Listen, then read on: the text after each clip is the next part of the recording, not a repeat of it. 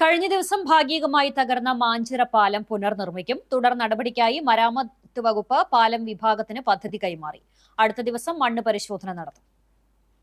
ബുധനാഴ്ചയാണ് മാഞ്ചിറ പാലത്തിന്റെ സ്ലാബും സംരക്ഷണ ഭിത്തിയും തകർന്നു വീണത്.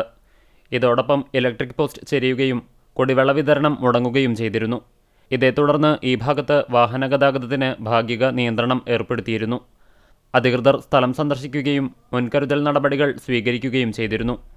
പ്രാരംഭ പ്രവർത്തനങ്ങൾക്കായി 3 ലക്ഷം രൂപ അനുവദിച്ചിട്ടുണ്ട്. പാലത്തിന്റെ ഡിസൈനും എസ്റ്റിമേറ്റും ലഭിക്കുന്ന മുറയ്ക്ക് നിർമ്മാണത്തിന് ആവശ്യമായ തുക കണ്ടെത്തുമെന്ന് NK അക്ബർ MLA പറഞ്ഞു. 6 മാസത്തിനകം പണി തുടങ്ങാനാണ് തീരുമാനം. ഭിത്തിയുടെ പുനർനിർമ്മാണം തിങ്കളാഴ്ച തുടങ്ങും. തകർന്ന സ്ലാബ് പൊളിച്ചു മാറ്റിയ ശേഷമാകും ഭിത്തി നിർമ്മിക്കുക.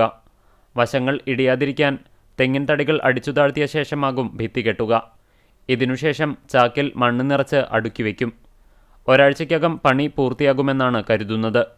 6 മീറ്റർ ഭാഗമാണ് പൂർണ്ണമായി തകർന്നതെങ്കിലും ഇതിനോട് ചേർന്നുള്ള ഭാഗത്തിന്റെ ബലക്ഷയം കണക്കിലെടുത്ത് കൂടുതൽ ഭാഗത്ത് സംരക്ഷണ ഭിത്തി കെട്ടും. പുതിയ പാലം നിർമ്മിക്കുന്നതിനാൽ പാലം ഇടിയാതിരിക്കാനുള്ള താൽക്കാലിക നിർമ്മാണമാണ് നടത്തുക. പാലം തകർന്നതും അപകട ഭീഷണി ഉള്ളതിനാലും ഇതുവഴി വലിയ വാഹനങ്ങൾ പൂർണ്ണമായി നിരോധിച്ചു. ഇതുവഴി ഓടിയിരുന്ന ബസ്സുകൾ കൊച്ചനൂർ വഴിയാണ് സർവീസ് നടത്തുന്നത്.